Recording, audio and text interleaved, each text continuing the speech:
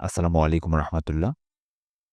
এখন আমরা ১২ নম্বর সমস্যার সমাধান দেখব। ১২ নম্বরে আমাদের দেওয়া আছে যদি f of x is equal to x to the power 4 plus 5x minus 3 হলে f of -1, f of 2 এবং f of 1/2 এর মান নির্ণয় করো।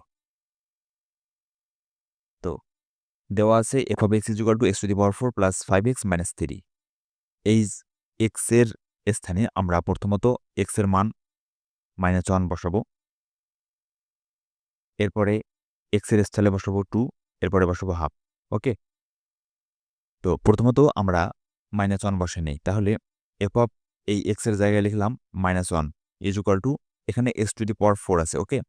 তো 4 এর জায়গায় আমরা লিখলাম -1 যেহেতু x এর উপর পাওয়ার আছে 4 এজন্য পাওয়ার 4 প্লাস এই যে প্লাস তারপর 5 এখানে 5 x এর জায়গায় লিখলাম -1 তারপর এখানে -3 ইজ ইকুয়াল টু এখানে -1 তার উপরে পাওয়ার 4 করলে কত হয়? আমরা জানি যে -1 তার উপরে পাওয়ার 4 মানে আছে 4 টা -1 গুণ। তো 4 টা -1 যদি আমরা গুণ করি তাহলে কি হবে বলেন তো? এই ২ টা -1 গুণ করলে মাইনাসে, মাইনাসে প্লাস আর 1, 1 গুণ করলে 1 তার মানে +1। এই ২ টা -1 গুণ করলে মাইনাসে, মাইনাসে প্লাস আর 1, 1 গুণ করলে 1 তার মানে কি দাঁড়াচ্ছে? +1 আর +1 গুণ করলে কি +1 এ হবে। ওকে? এজন্য 1 তারপরে এখানে কি আছে? +5 তারপরে এখানে আছে -1 ২ টাই গুণ। তাহলে এই মাইনাস আর এই প্লাস যদি আমরা গুণ করি তাহলে মাইনাসে, প্লাসে মাইনাস 5 আর 1 গুণ করলে হচ্ছে 5। ওকে? তারপরে এখানে আছে -3, -3 দেখেন এখানে আছে -5 এখানে আছে -3 ২ টায় যদি আমরা যোগ করি তাহলে ঋণাত্মক সংখ্যার যোগ হচ্ছে। তাহলে 5 আর 3 হচ্ছে কত? -8 আর সামনে ছিল +1 এই যে +1 এখন -8 থেকে যদি আমরা +1 বাদ দেই তাহলে থাকতেছে কত? -7। ওকে? এটাই হচ্ছে আমাদের f of -1 is equal to মানে x এর মান -1 বসালে আমরা পাচ্ছি -7 এটা হচ্ছে একটা অ্যান্সার। ওকে? এরপরে আসেন ২ নাম্বারে। ২ নাম্বারে কি বলছে? সরি ২ নাম্বার না এবার x এর জায়গায় 2 বসাবো। -1 বসে আমরা পাইলাম -7 এবার যদি 2 বসাই তাহলে কত হবে দেখেন। তাহলে x এর জায়গায় 2 তাহলে এখানে ছিল x টু দি পাওয়ার 4 এখানে 2 বসালাম +5 এখানে x ছিল 2 বসালাম -5 -3 এখানে যা ছিল তাই। তাহলে 2 এর উপর 4 মানে হচ্ছে 4 টা 4 গুণ। 4 টা 4 গুণ করলে হচ্ছে কত? 16 হয়। প্লাস এখানে ৫ আর ২ গুণ করলে আছে ১০ আর এখানে -3 ওকে? তাহলে ১৬ আর এই ১০ ২ টার ১৬ সামনে কোনো চিহ্ন নাই মানে যোগ চিহ্ন আছে।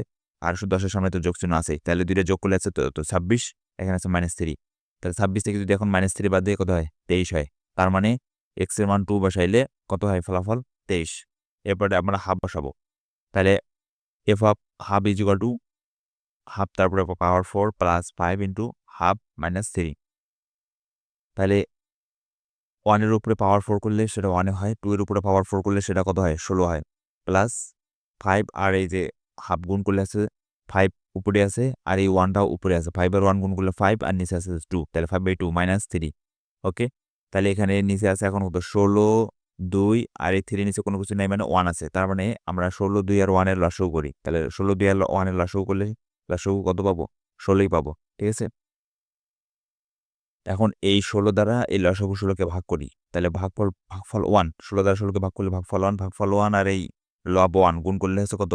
1 এই হর 2 দ্বারা এবার ১৬ কে আবার ভাগ তাহলে ভাগফল কত? ৮ দুগুণে ১৬ ৮ ৮ আর এই ৫ গুণ করলে ৫ ৮ কত হয়? ৪০ এই যে ৪০ তারপরে মাইনাস, মাইনাস তারপরে এই 3 নিচে কোনো কিছু নেই মানে 1 আছে। 1 দ্বারা ১৬ কে ভাগ করলে ভাগফল ১৬ ই পাবো। ১৬ আর এই ৩ যদি গুণ করি তাহলে ৩ ১৬ ৪৮ ঠিক আছে?